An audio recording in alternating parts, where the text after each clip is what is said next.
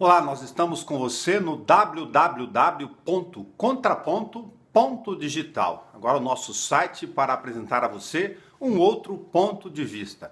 E vamos fazer o resumo aqui da coluna Candeeiro, a nossa coluna que tem questões de mercado, economia, negócios, questões dos bastidores da gestão pública e também aquilo que precisa ser criticado ou aquilo que merece reflexão, mas também política, lógico, porque a gente está no período eleitoral e quer discutir as questões que interessam a nossa aldeia. Vamos resumir para você aqui em vídeo alguns dos pontos principais para você ter a opção aqui no Contraponto, que é multiplataforma, para você ler no texto da coluna Candeeiro ou acompanhar esse vídeo com os nossos comentários.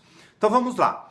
Eleição Municipal 2020 em Bauru. Duas questões principais envolvendo as candidaturas a prefeito.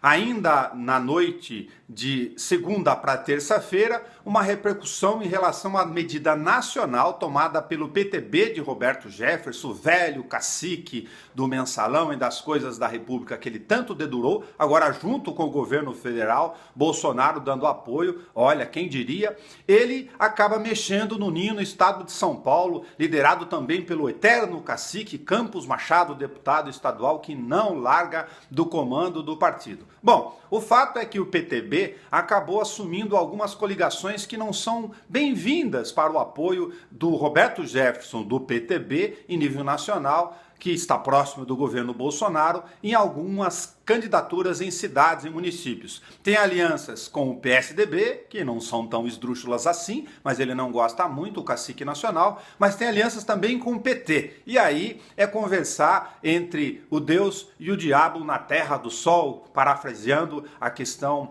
do cinema. Bom, vamos lá. O Roberto Jefferson chegou a destituir o Campos Machado, isso foi dado pelos veículos. E isso mexeria com a aliança do Gazeta, do Clodoaldo Gazeta, candidato a prefeito aqui em Bauru pelo PSDB, que tem uma aliança não também muito orgânica, porque tem PCdoB, tem PTB, enfim, uma acomodação de um partido que o prefeito também se acomodou nele recentemente, vindo do PSD, que era do Kassab. É aquela história, você vai procurando o melhor aluguel para a sua circunstância política do momento. O fato é que a não concordância pelo PTB nacional de Roberto Jefferson em relação a essas alianças causou uma estremecida em alguns lugares, mas eles, como em tudo em política, caciques antigos, Campos Machado e Roberto Jefferson acabaram se acertando temporariamente, modificando um pouco a estrutura da executiva estadual. A princípio, segundo o vice-prefeito aqui de Bauru, na chapa de novo a reeleição com o Clodoaldo Gazeta, Toninho Gimenez, o empresário que conversou conosco,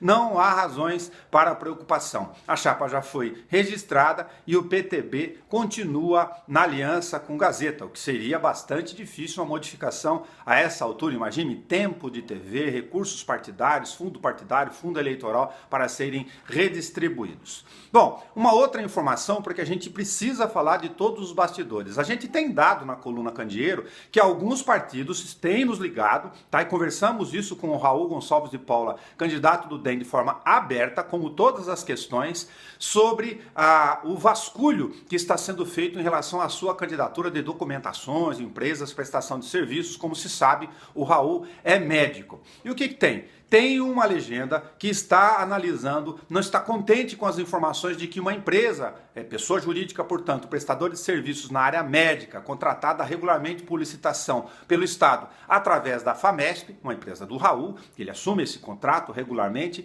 que ela teria não problema no contrato em si da licitação, mas eles estão analisando se é o caso de contestar o fato do prestador de serviços, até poucos dias, segundo os adversários, ainda ter sido médico. E aí entraria na discussão, segundo essa legenda, junto à questão eleitoral, da lei do Código Eleitoral, se ele seria ou não privilegiado na questão da conduta, do trato, como figura pública, como pré-candidato, antes do tempo da eliminação.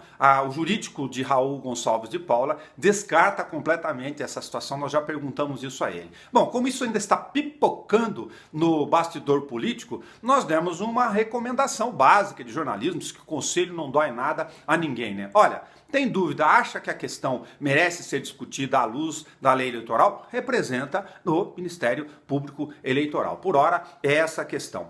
Programas de governo. Os partidos, a gente pediu que mandem as planilhas e os conteúdos em PDF, ou não dos arquivos completos do plano de governo, e só uns 4, 5 enviaram. O Sérgio Alba enviou, o PSOL enviou, o PSB também enviou o seu arquivo, e os demais alegam que esta informação já está lá no site do Tribunal Superior Eleitoral, como manda a legislação. Só tem um probleminha, a gente começou a ler esses planos de governo. Olha, não adianta nada do ponto de vista do convencimento real, concreto, honesto com o eleitor de Bauru, assim como das outras localidades, escrever lá um plano genérico. Não adianta nada escrever lá o capítulo de geração de emprego, que vai incentivar as ações de geração de emprego para a modernização da cidade do ponto de vista da instalação do distrito industrial e das condições vocacionais do município.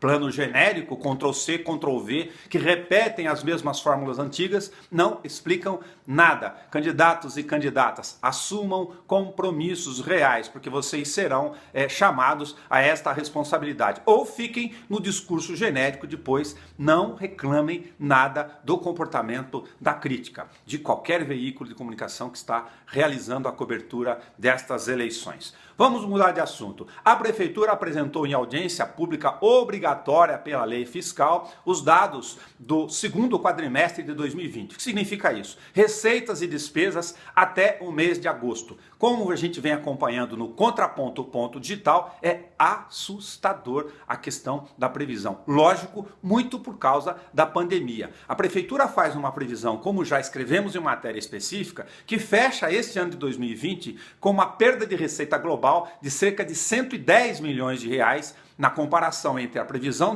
orçamentária de receita de 2019 com 2020. Até agosto, a perda acumulada efetiva já é de 56 milhões e 500 mil reais. E chama a atenção a Endurbic, que até o mês de agosto, apresentou hoje os dados, já está com um déficit de 6 milhões de reais. E vai deixar para o próximo governo, se pendurando na Lei Federal 173, que prevê esse parcelamento em 60 meses, e 4 milhões e meio de reais de dívidas para a Receita Federal, PIS, COFINS, etc., mais INSS, e tem 1,5 milhão de fornecedores somente até agosto, com efeito da pandemia. A Endurbic não consegue mexer nos seus gastos fixos, tem 75% das suas despesas ancorada em folha de pessoal, mais benefícios e encargos sociais, e isso é mão de obra efetivamente, com a coleta de lixo sendo a ponta de lança. Outras informações e detalhes sobre a questão financeira em uma matéria completa lá no www.contraponto.digital. Bom,